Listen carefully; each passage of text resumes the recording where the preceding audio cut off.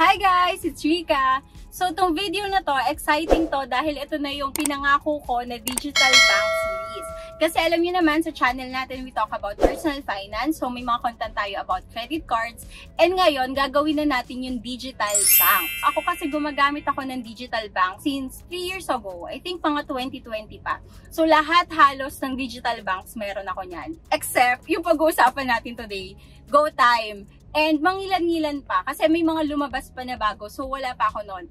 So meron akong GSave / CIMB, Cbank, Tonic, Discartec, Maya, Como.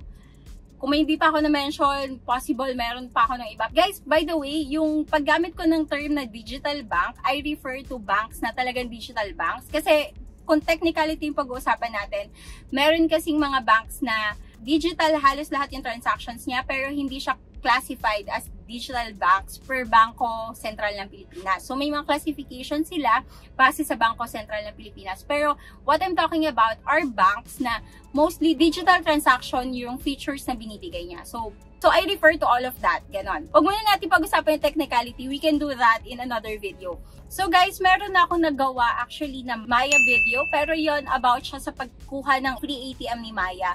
Pag-activate at pag-link nun. Pero pag-uusapan din natin si Maya, yung Maya Savings as part of the digital bank series. So kung baguhan ka pa lang sa digital bank, gusto mo mag-save ng money through digital banks kasi nalaman mo na mataas yung interest na nabibigay ng digital banks. And in a way, pwede kasi siyang tignan as a way of earning more through your savings. So habang nagsisave ka, mas kumikita ka. Ganun ko kasi ginagamit yung mga digital banking. Kasi nga, mataas yung binibigay na to na interest rate sa atin compared with the traditional banks.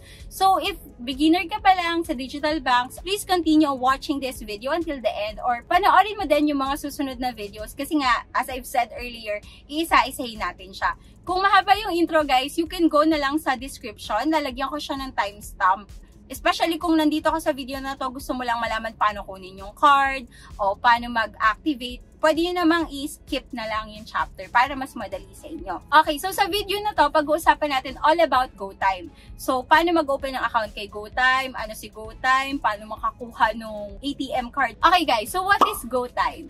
According sa kanilang website, si GoTime Bank daw, it's a joint venture of Time. It's a multi-country digital banking group with members of the Gokong Way Group, namely Robinsons Bank, Robinsons Land Corporation, Robinsons Retail Holdings Incorporated. So si GoTime, affiliated siya with Robinsons. So back siya ng Gokong Way Group. So guys, sa channel na to, isa sa mga ina-advocate ko talaga is whenever you try a digital product or a digital services, importante na we do our own research para alam din natin kung saan tayo naglalagay ng pera, saan natin ginagastos yung pera natin. So kung may magtatanong, safe ba yan? Guys, si GoTime Bank is a fully licensed. It's also regulated by the Bangko Sentral ng Pilipinas. So yung mga banking services ng Pilipinas, para malaman mo kung legit yan, dapat nagko-comply sila with the Bangko Sentral ng Pilipinas kasi yun ang regulator natin in terms of the banking industry or finance industry. So, katulad din siya ng mga traditional bank like mga BPI, BDO, yung deposit daw natin dito, insured siya by PDIC up to 500,000 per depositors. Kaya ako excited guys, kaya gusto ko di i-try si GoTime kasi 5% yung interest na ina-offer niya. As I've said, mataas nga yung mga binibigay ng mga digital banks na interest. Si GoTime, ang maganda sa kanya, nung ni-research ko at binasa ko siya, yung interest na 5%, no missions daw yon. I think ang ibig nilang sabihin doon sa no mission is, wala ka nang need gawin, bukod sa ilagay mo yung pera mo doon, mag-earn na siya ng 5%. Kasi may mga promos ngayon, if you're familiar, for example, si CIMB, nagpapapromo siya ng 7%. I think umabot din siya ng 11%. Si Maya Savings, umabot yan before ng 11%. Pero may mga missions kasing ginagawa. I think si Discartec, last time nag-check ako sa app, may mga pa-missions din siya. Pag gagawin mo muna yung missions para makuha mo yung level ng interest. So, para makuha mo yung 10%, kailangan may gagawin ka muna. Ang sabi sa website ni GoTime, no missions daw. So, simply, lagay mo lang yung pera mo, tapos mag-earn na siya ng 5% per annum. Tapos, ang maganda pa sa kanya, free din yung ATM card niya. So, guys, ngayon, pag magta-try kayo ng mga digital banks, kapag ka-free pa yung ATM, kunin nyo na agad. Kasi sa simula, syempre guys, pinopromote pa nila yan, more on free yan, or more on matataas pa yung mga binibigay nila interest para syempre maka-attract pa sila ng more depositors. Ngayon, kapag pinatagal mo pa yung pagkuha mo ng ATM, baka eventually magkaroon na rin niya ng bayad. Before si Tonic, may bayad yung ano niya eh. Mastercard niya ata na ATM. So, hindi ako kumuha nun kasi ayoko na may bayad. Tapos, hindi ko pa naman gagamitin si Tonic for withdrawal. So, hindi mo na ako kumuha nun. Yun yung mga tip ko for people na kung free, kuhanin nyo na agad ngayon. Plus, kung madali naman yung process, why not? Kunin nyo na. So, paano mag-open ng account kay GoTyme? Dalawa yung ways para mag-open ka ng account kay GoTyme. Una, punta ka sa any Robinsons, usually mall or supermarket, na merong GoTyme kiosk or GoTyme booth. Tapos doon, pwede ka na magpa-assist sa mga brand ambassadors nila at tutulungan ka na mag-sign up ng account and ma-print yung debit card mo. Ang second option naman daw is mag-download ka ng app through your phone or through your gadgets. Tapos, magsa-sign up ka na sa app. Ang sabi nila, mabilis lang daw, 5 minutes. And then, after mo mag-sign up doon, pupunta ka na lang sa any branch para ipaprint yung ATM card. So, ako ang gagawin ko, para din ma-share ko sa inyo, is magda-download ako ng app, tapos i-record ko, and then papakita ko sa inyo kung paano yung process nila.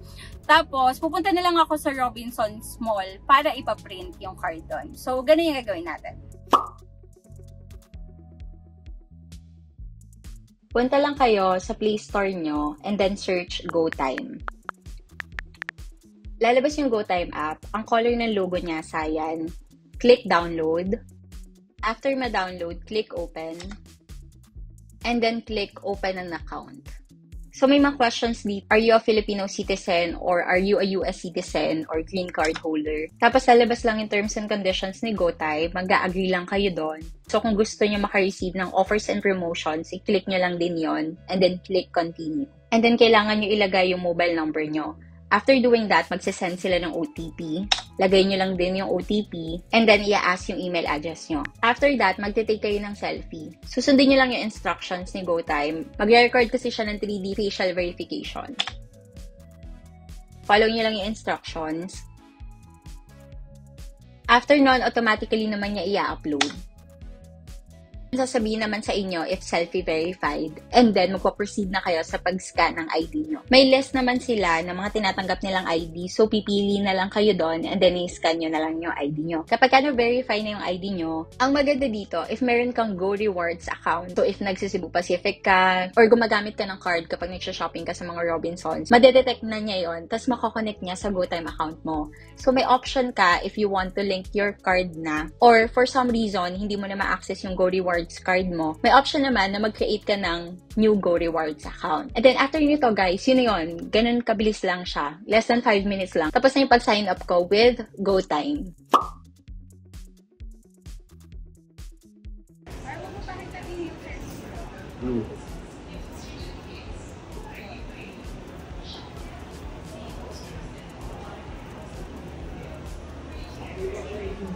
Si GoTyme.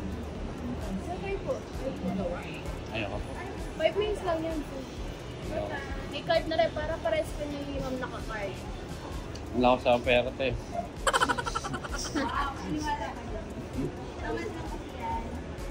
Wala ko ilalagay dyan, te. Nagka-close ba yan, te? Oh. Ganun. Ay, kailangan pa na OTP. Dapat ano, pag ganun. Ulit.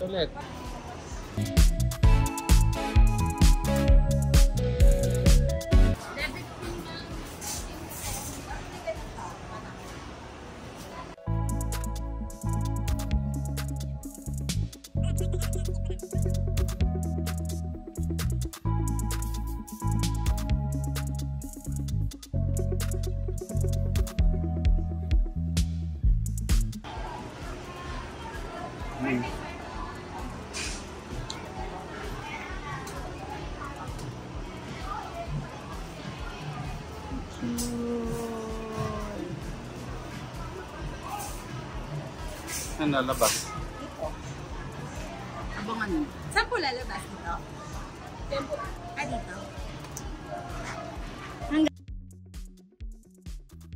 Ang laki. na. Ang galing. Okay na